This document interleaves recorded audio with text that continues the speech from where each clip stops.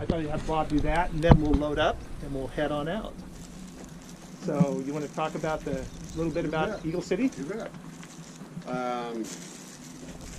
Don't remember all the dates and everything, but this area right in here was a gold rush in 1886 or something like that. Yeah, I think that's it.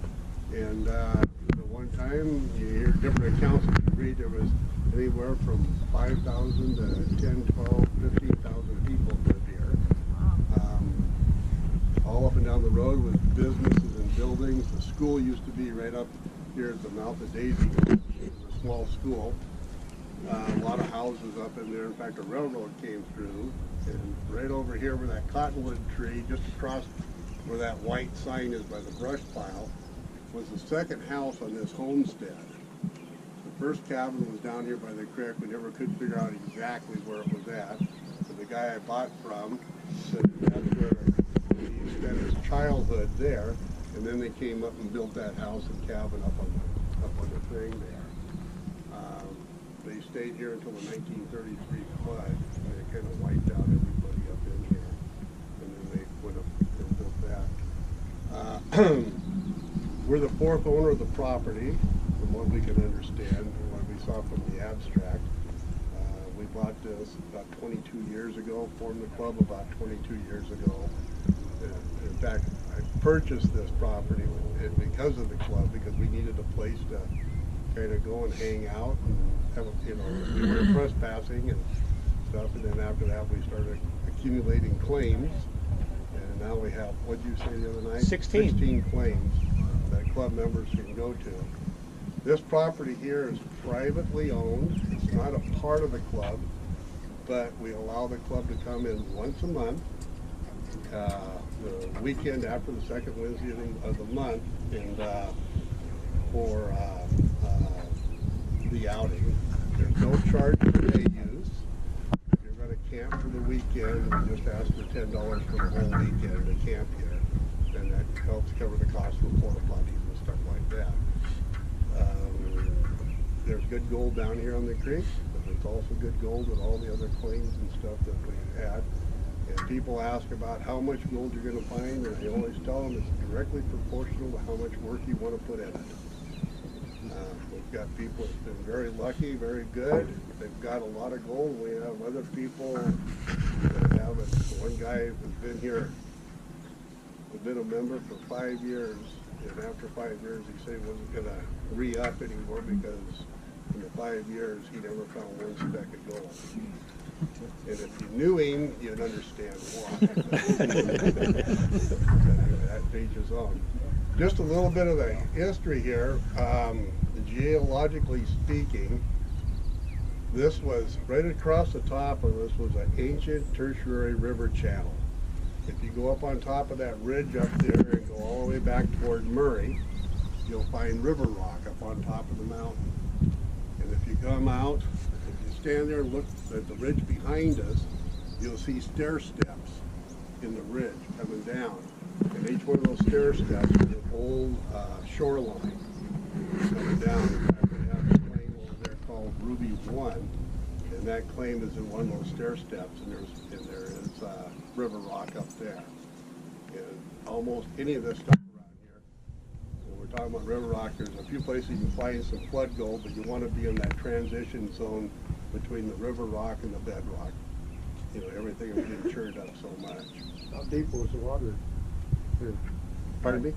How deep was the water when it flooded? I really don't know. It was just a river channel that ran through. And I'm not sure, you read different geological accounts whether or not the land was up there and everything you see is washed out, or if it was down here and the mountains pushed up through it. I've read both things. I do know in several of the publications, Pritchard Creek is in what they call a fill stage, and it takes a million years, and it'll eventually fill up, and when it gets to a certain level, there's an area up in here, and I can't remember what they called it. This will start cutting out, and there'll be another channel that'll run down.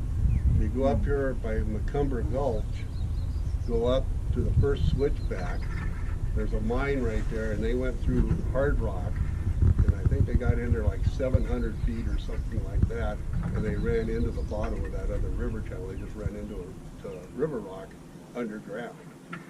And anyway, according to the books, it went up and down.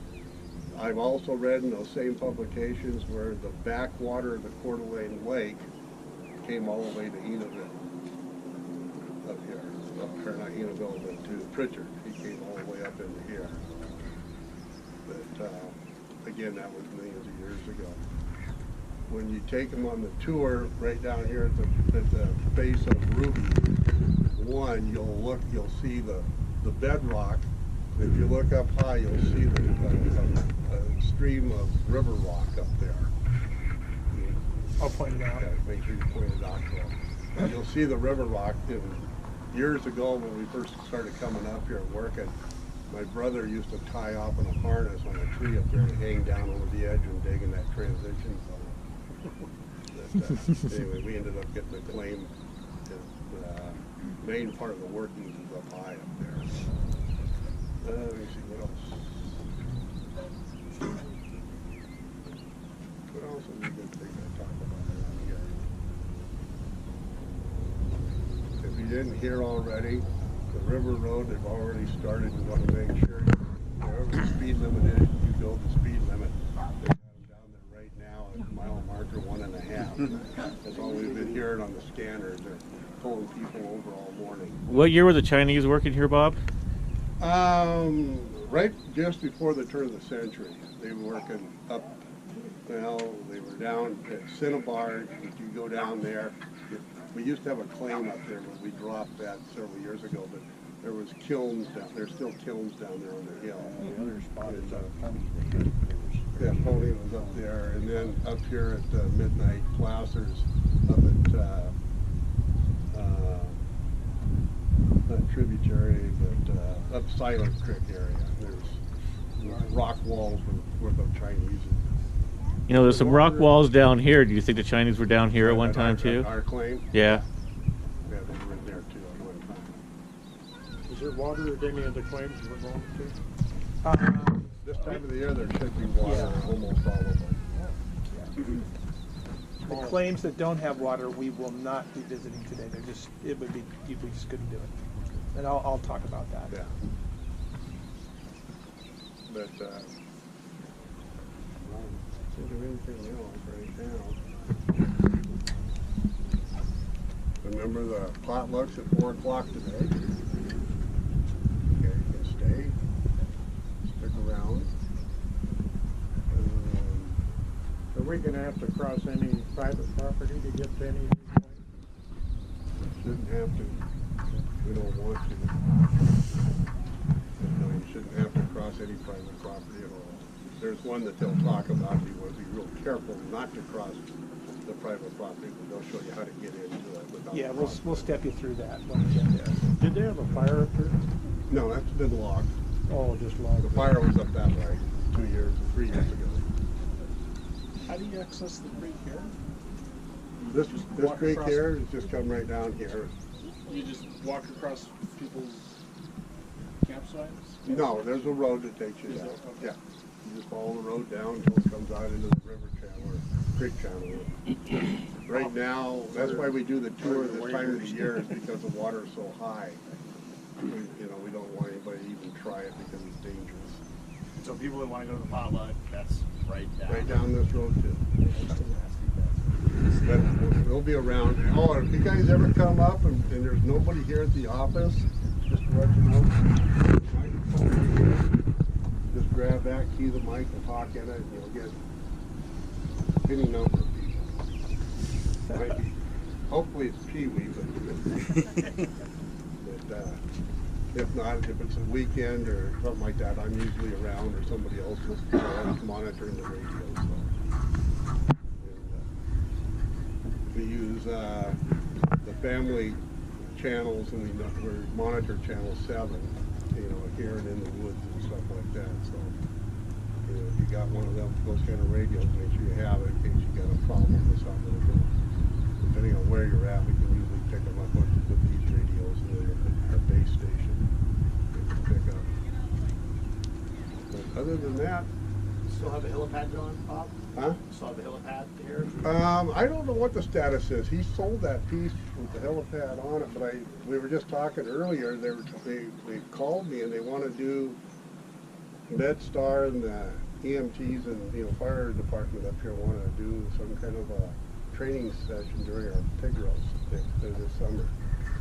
So I'm not quite sure what's going to happen. But, whether they'll land there or the one year they used the field over here on our side for it. So I don't know what they're going to do. I know that one year they came in for a demonstration for the pig road, and it was a good thing they were here because we had a guy who collapsed during at the pig road. They flew him back to the hospital. And that's, speaking of that, well, everybody's here. We didn't talk about it at the meeting. If you're a new member, and I think it's toward August, is our enrollment, and I'm not sure what the price will be this year, but I think it was $50 last year for a family membership to MedStar, or Lifelight now it's called. And that'll cover you if you're out anywhere in the woods or anywhere in their coverage area. And they have reciprocity with other states around. We'll get information for you. But if you need to have a Lifelight, it doesn't cost you any more. Whatever your medical insurance doesn't cover, the insurance thing that we have with MedStar covers the balance. So instead of having a $3,000 or $4,000 or better helicopter ride, you're just out the price of the $50 for the family. It just covers the transportation, right? Huh? Just the transportation. Yep, it covers the helicopter ride. Helicopter ride from Sandpoint, Idaho to Coeur d'Alene is $30,000. Yeah, I was going to say, ask Neil Oliver. It was 30,000 Yeah, plus. that's right. Yeah, It was say quite a 3 or bit. 4, you better add a 1. Yeah. 0, 1. This is just if you're out prospecting? No, anything. You're out. Or if you live Or out, actually out of town. Anyway. And they have deals with the other emergency services like in Oregon and stuff too that it covers you down there also. It's a good deal. And we've not tested it, but we've had several, not just our members, but we've had several people that they've had to go, ATV accidents up in the mountains, and they'll go up and get them and bring them down. They used to bring them down to the pond here, and they'd fly in there and pick them up. Do you have forms for that? I don't right now, but we'll have them when the enrollment period comes up. Do they do it online too? No, we got to do it. You've got to send all the money to the club, and then we write one check to them for everybody. Otherwise, Is what it's been doing. what it is, Yeah, it's straight on. I think you save like $20. Yeah, I was gonna say, I think it's $69 last I heard. Yeah, something like that. So it's worth the price. Maybe we could sign up at the June meeting or something. We'll have to get a hold of them and find out, because it's a new company. Before we'd have the applications, but they sold out. And I know before we could join for 3 years and save money. And the new outfit says, no, it's just 1 year at a time. And then they raised the price, I think, $5. But we'll have to see what they're going to do this year. But it seems to work out good.